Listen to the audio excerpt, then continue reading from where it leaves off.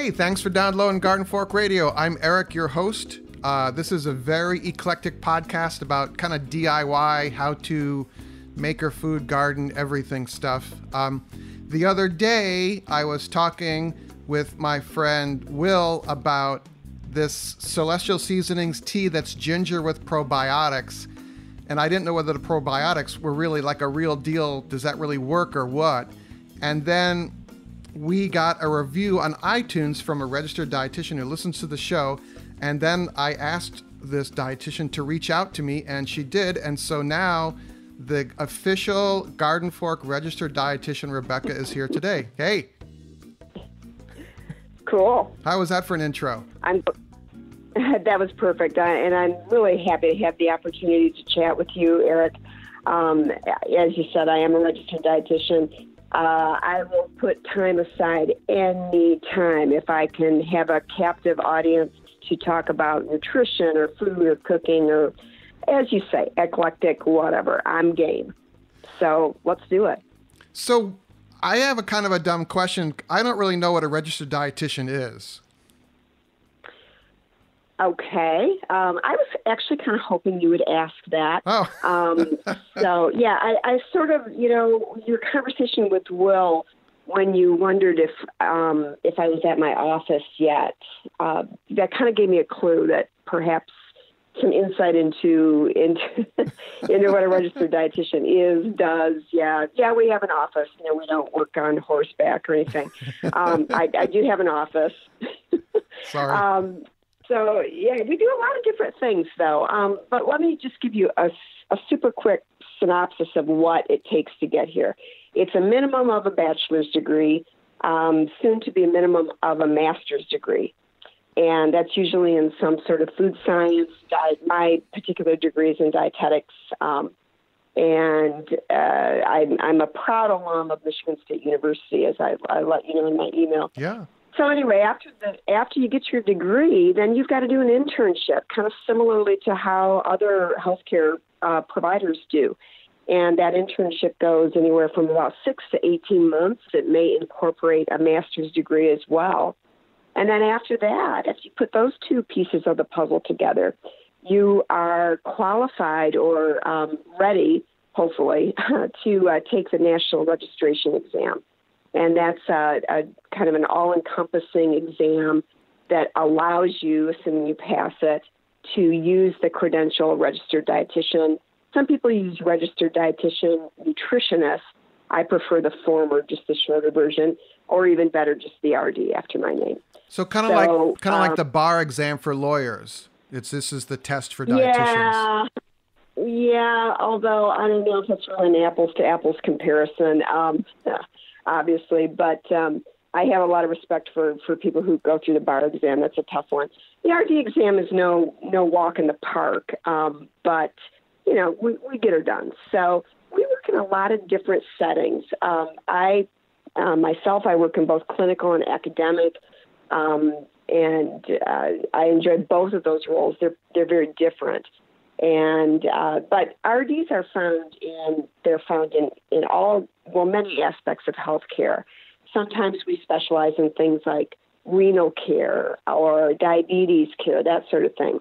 But it goes much broader than that. There's people who work for corporate wellness, and they promote that side of it. We have colleagues who work in public policy, and they affect change at the government level for, say, programs like food stamps or Head Start or anywhere where people are going to be fed, and especially if they're fed on a taxpayer dime. Dietitian is there to make sure that job is getting done appropriately and that we are feeding people in a manner that promotes health and wellness. So, right. I'm missing a lot of other different applications. Some people are in private practice. Pretty much anything you want to do with it, you can. It's a very interesting, obviously science-based field. And we believe in science here at Garden Fork Radio. So, evidence-based. Yep. Yes. So why don't we just start with the probiotic thing? Because I like to eat yogurt, and Rick has been experimenting. I don't know if experiment's the right word, but mixing different yogurt cultures to increase his microbiome. And then I'm wondering if when it hits your stomach, is this probiotic thing a real deal, or is there a right way and a wrong way to enhance your gut and all that, or what's your take on all that? Well, yeah, probiotics are definitely a real deal, and there is science that backs this up. Let's back up, though, a little bit, if you don't mind, Eric, and let's talk first about prebiotics. Is that okay? Yeah, you're in charge. Right. I'm just the guy that hit the record button. Oh, cool. I like it when I'm in charge. That's when I do my best work. Yeah, it's my wife too. If you fall asleep, hopefully you'll wake up at it and, let me know it's time to stop talking. But anyway, prebiotics. Okay, so prebiotics they're pretty simple. This is the food for your gut's biome. You use that word correctly. It's that bacteria that lives in your GI tract, more specifically in the colon. And you need to feed those bacteria. So you think about it. You're not the only thing living in your body. Turns out. Yep. There's this bacteria that's down in the deeper southernmost regions, we'll say, of the GI tract. And the prebiotics feed that bacteria and keep that population up and healthy. So prebiotics just simply come from dietary fibers. So fiber is food, or a component of food, mostly plant-based, and we don't have the ability to digest or absorb fiber for energy. So we don't absorb it into the bloodstream. But once it gets down into the colon, that bacteria living down there, they can ferment it. Those colonies ferment it, and that's essentially the food for the biome. Wow. So that's the story with prebiotics. So foods that enhance that are fruits, vegetables, whole grains, anything that has dietary fiber in it. So, for instance, you might, in simple everyday foods like bananas, onions, garlic, asparagus, artichokes, any sort of whole grain that hasn't been refined, to within an inch of its life. And soybeans, those types of foods are excellent fuel for that gut bacteria. So that's a really simple way to keep your gut healthy and happy, and from what we've told or what we're learning, protecting your immune system. And we can talk about the immunity factor of the gut. That's very, very fascinating, actually. So that's kind of the story with prebiotics. Really easy, just eat fiber, and your body will figure it out. All right, I eat a lot of bananas and apples, so. Yeah, you're good to go. You're good to go. Now let's switch over now to the probiotics, which is the basis of your question. So those are a little bit more complicated. Those are the actual bacterial strains themselves, the live cultures that live down in your gut, they make up the biome, the flora of the GI tract. And as I alluded to before, what we think is that these really help in terms of keeping your immune function up and happy and healthy, overall protective of your health, particularly your gastrointestinal health. And so it's important that you have a healthy gut biome living there. And here's a fact that I teach in my nutrition class that kind of makes my head spin. If you were able to take the absorptive surface of the GI tract and spread it out, it is roughly the surface area of a tennis court. Oh, wow. So I know it's hard to imagine that, but the GI tract is not like PVC pipe. That may come as a surprise to you. It's not smooth on the inside. It's got all this tissue, and this tissue is convoluted, and it folds over on itself, and there's a lot of it. And on that tissue, there's all of these little itty-bitty fibers called villi. And yes. Those have even tinier little itty-bitty fibers called microvilli. And that's where you absorb all the nutrients from your body, right? So my point here is that you essentially have a doorway into your internal environment that's about the size of a tennis court. So back to the probiotic business.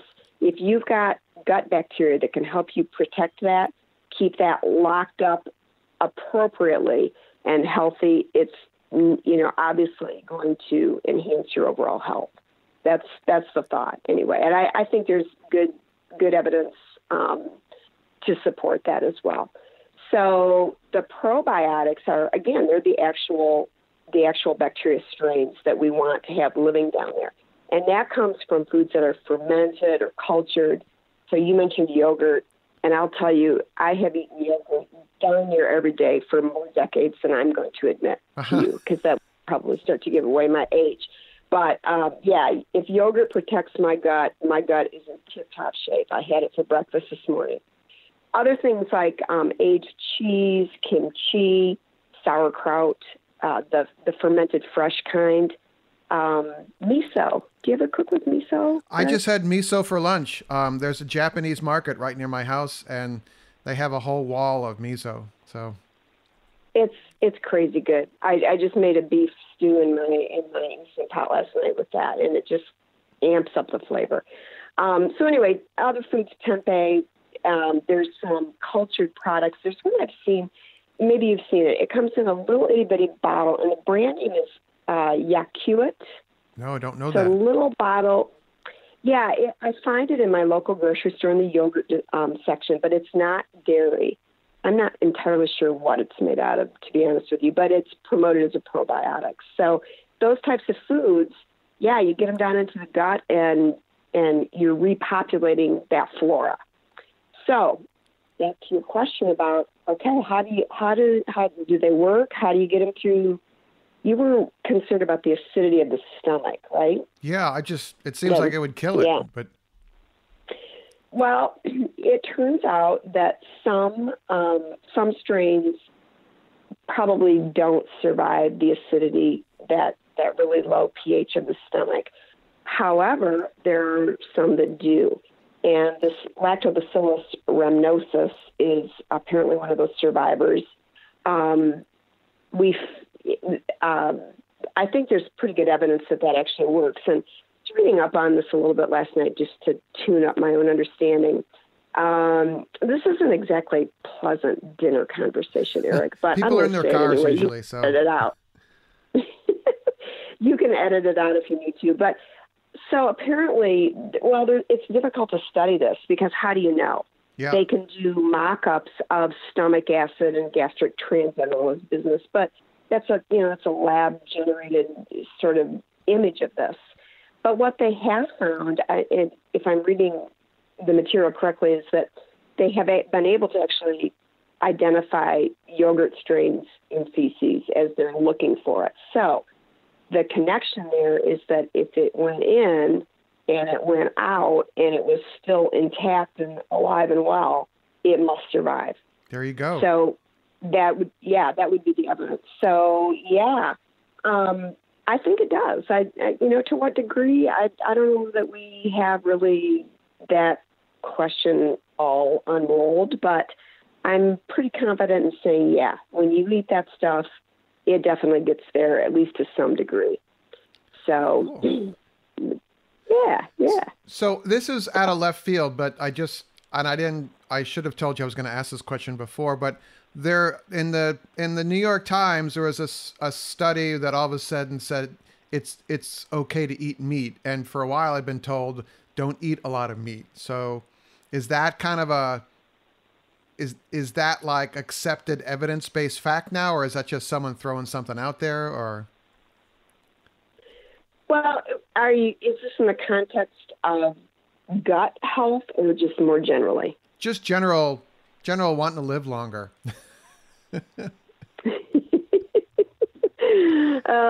Some days that is the goal for sure. Just get through the day. Get through the day. I am not a vegetarian. I'm not a vegan. I never will be.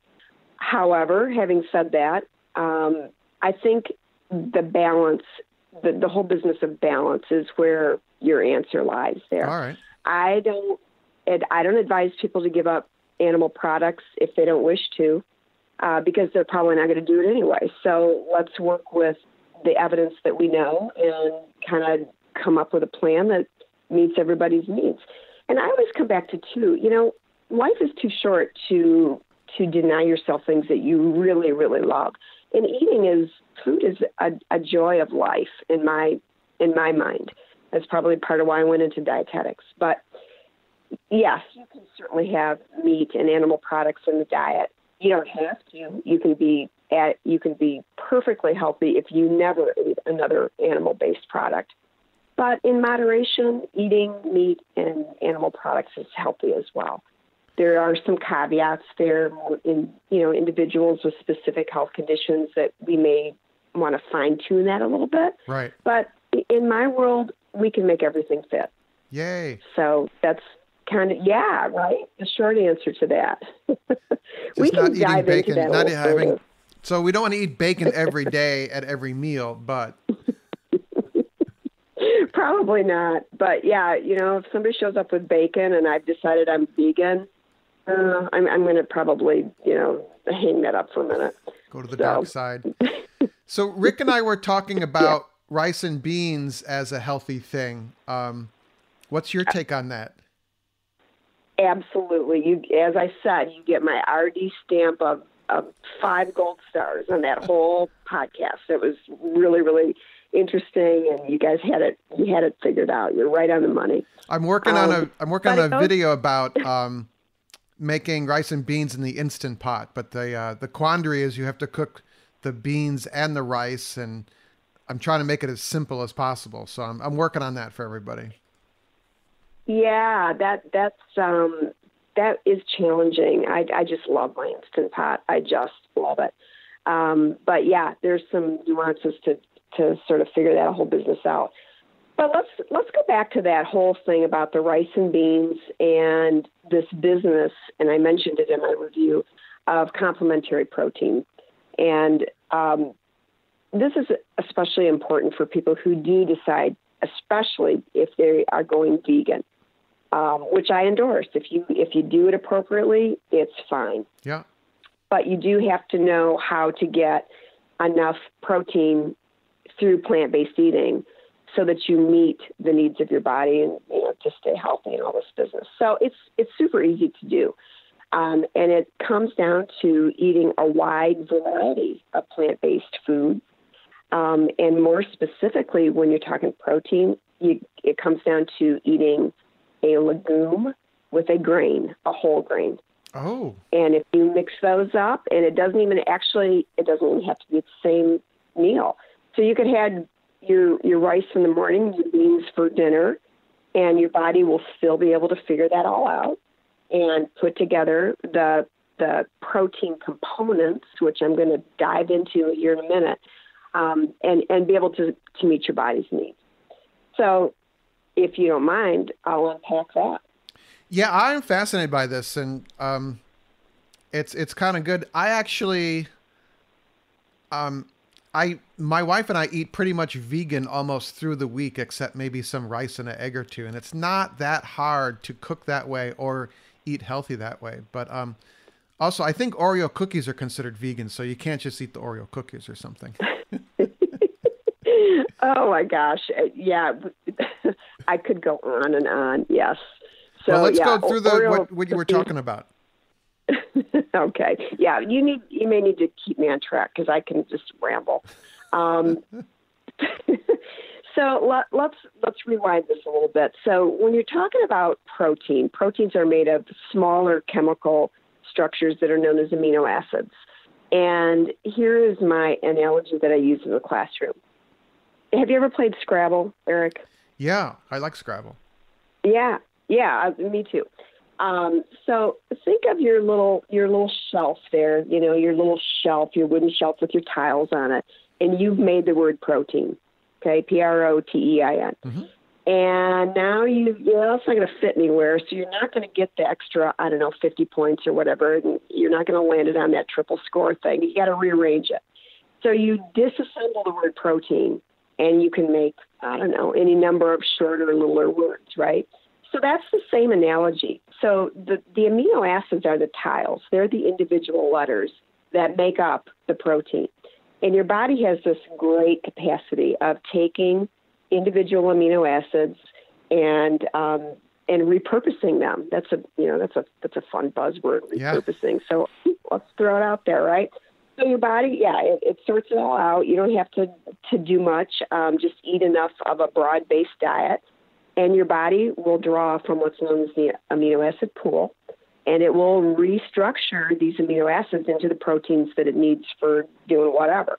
And proteins make up a lot of different things like enzymes and hormones and muscle fiber and a whole bunch of stuff.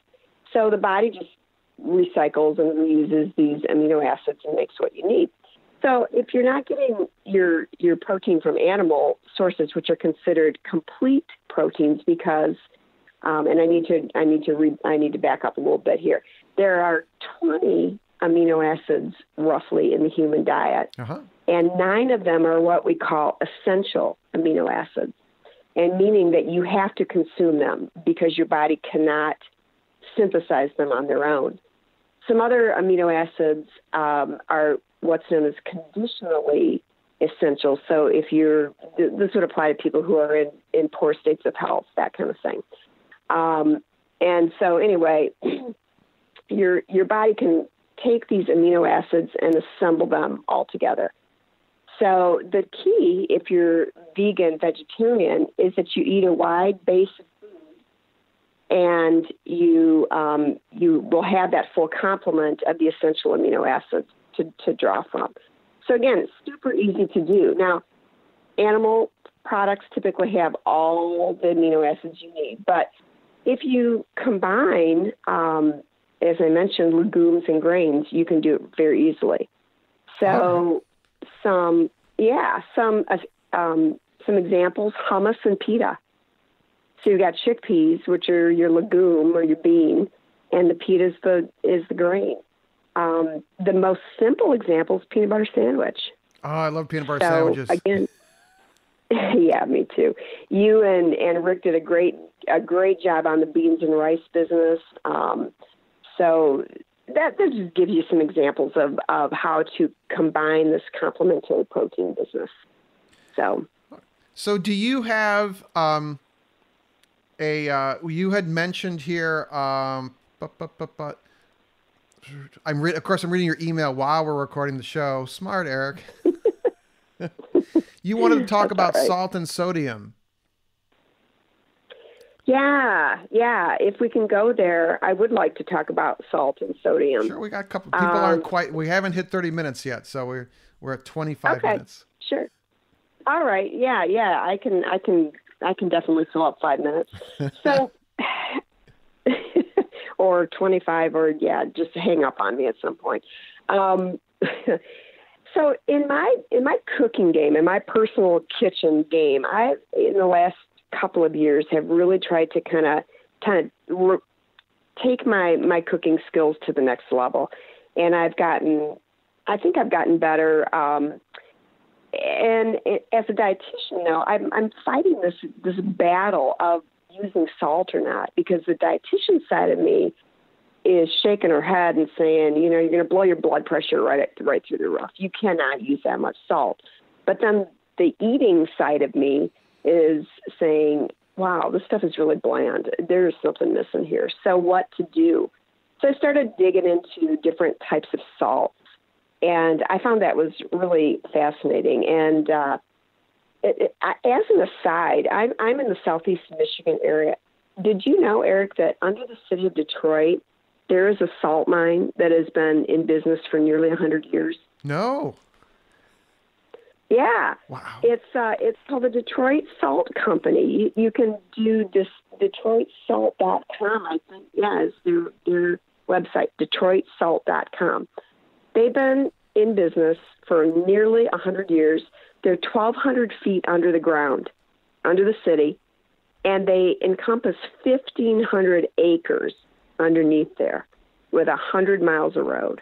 That just blows my mind. Wow. Isn't that crazy? So when you run out of things to Google, look for the Detroit Salt Company. So back to my kitchen. So I started experimenting with different types of salts, like sea salt and Himalayan salt and kosher salt and smoked salt. And then, of course, there's iodized salt, which I really don't like. However, from the health side of that, you need some iodine so you don't become deficient in that, which can lead to thyroid issues. So I don't know. Have you experimented with this at all? Do you have any thoughts on the salt part of it, of cooking and health and any of that? Well, from what I read the science section of the New York Times, and it a lot of the avoidance of salt comes from the salts in processed foods. And I thought that the salt I'm using in my cooking would never hit that level, Yeah, I think that's a fair point. And that's one of the ways that I have kind of made peace with this whole business is I don't cook with a great excessive amount of salt, but I have found some salts that are such great finishing salts, and they just amp up the flavor of what I've made. To throw out a brand name that I actually just love is called La Baleen. Oh, yeah. I'm not going to pretend that do you know that one? It's in a red canister, and it's kind of crunchy, and apparently I'm reading their label. It's exclusively sourced from our Mediterranean preserves. So anyway, that's a great salt, and it's good on when I bake bagels. It's beautiful on the top. It's crunchy, that kind of thing. And I've also experimented with the Himalayan salt, which I have found is like super salty. You don't need much of that at all. Right. But a question that I get from my patients when we talk about salt is, they'll sometimes say, well, I've switched to sea salt, so it's better, right? Not so bad health-wise. And this is what I always say. I don't care if it is sea salt, Himalayan salt. I don't care if it's dry boy salt. I don't care if it's salt that you put in your water softener. I don't care if it's iodized salt. I don't care what it is. If it's salt, it's still sodium. So if you're worried about that, it's kind of an even playing field at that point. But the difference comes from the flavors. And iodized salt, we need the iodine, but the flavor on that, it just isn't that, it doesn't compare to these beautiful sea coarse salts that I have discovered. So I don't know, but if your thoughts on that kind of align with what I've discovered. Yeah, I think I get iodine now from my multivitamin. So. Okay. Yeah. I eat a fair amount of fish, and so there's ways to get around that. And iodine is found in trace amounts in vegetables, so not terribly worried about that, but it's something to think about. So. Right. Yeah. I think the iodized salt thing came from back in the day when people were not getting enough iodine from other sources, and so whoever decided to iodize salt, but that seemed to make a lot of people a lot more healthier at the time, and it seems to have stuck with us. So. Yeah.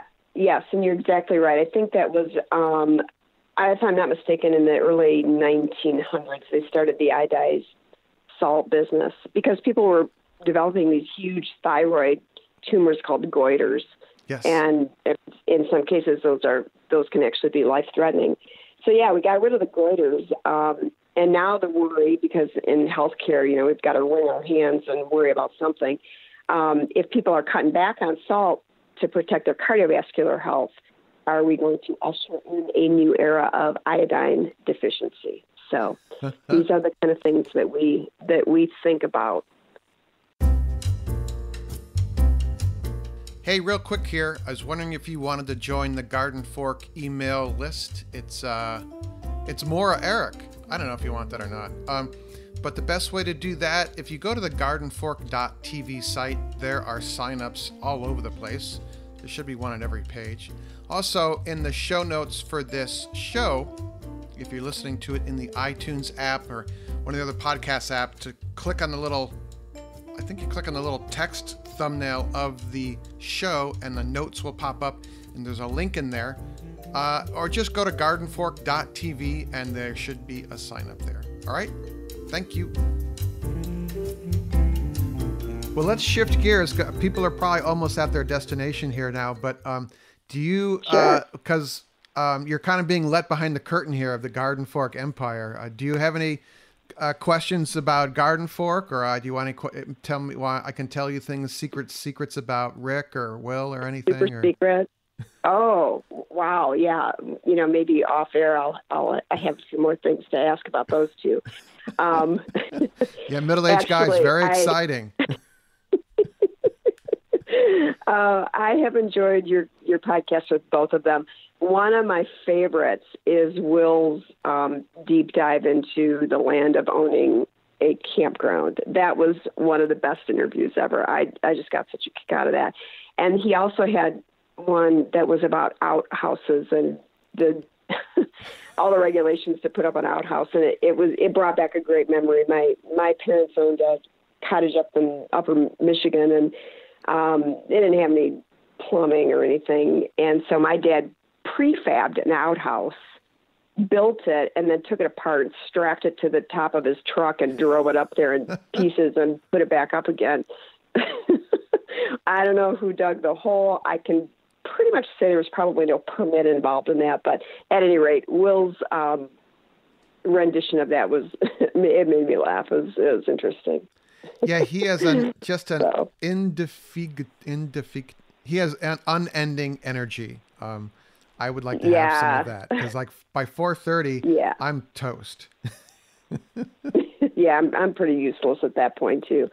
And gosh, there was something else that he was talking about. He lives in Wisconsin, which is where my in-laws lived for a while, so we had some commonality there as well, which was fun to reminisce or think about. Yeah, I went to grade school and middle school in Wisconsin, so it's very similar. Yeah. I have very fond memories of our vacations in the summertime in Wisconsin. And my mother-in-law, who was also a fabulous cook and just so intuitive about flavor and seasoning and Italian, and it was just a wonderful time to go and just partake of that. So she's been a big influence. She's gone now, but I think of her so fondly when I am cranking out pasta from her pasta machine. And, this is probably why I'm drawn to dietetics and food. It's just, there's a lot of warm memories and things to show your love with through food and cooking. Yay. That's great. Yeah. All right. So if anyone has any questions, they could email us, and maybe we could get you back on the show sometime. I'd love it. Sure. Anytime. So it's radio@gardenfork.tv is our email address. Rebecca, do you want me just to forward you things, or do you want people to reach out to you, or? Why don't you just forward them to me, Eric? That'd be fine. Yeah, sure. The official Garden Fork Dietitian. I love it. Yeah, I'll add it to my resume. Yeah, that'd be great. I'm also part of the Facebook discussion group too, so that I don't know if that would be another way to communicate things, but I'm on that quite often. It's fun stuff on there. Yeah, the Facebook group is really kind of it gives me a good feeling that there's still a lot of great people out there in the world doing cool stuff. There's someone today that just posted they had a chicken coop, and they bought, instead of having to run electricity from their house to have a light in there and a heater to keep the water from freezing, they got a solar panel and inverter and stuff, and they put it all together, and they posted the pictures, and I thought that was really cool. I did see that. I was impressed with that as well. And, after all these discussions about solar, this, that, and the other between you and Will, I look at my little garden lights with, a bit more respect. Yeah. Giving you your props. I'm the solar geek. All right, cool. It's cool. It's interesting. Yeah. So thanks for taking the timer. This is kind of how Garden Fork all comes together. It's just I say something, and then people email me, and then I don't reply, and then you email again. And that's exactly what you did. And yes, I sort of had that figured out and hoped that I would hear back from you, because as I said earlier, anytime I can spread the word about nutrition, about food, about cooking, about whatever, if it brings anybody some improvement or some understanding, I am all in. Yay. All right, everyone. Well, thanks for listening. Any other questions, you can go to I'll link our discussion group in the notes of this show, and send me an email, radio@gardenfork.tv, and go out and make it a great day. Garden Fork Radio's executive producer is Jimmy Goots. You can find more information about Jimmy and the custom hollow books he makes at hollowbooks.com. Our theme music is used under license from uniquetracks.com. Other music used in the show is used under license from audioblocks.com.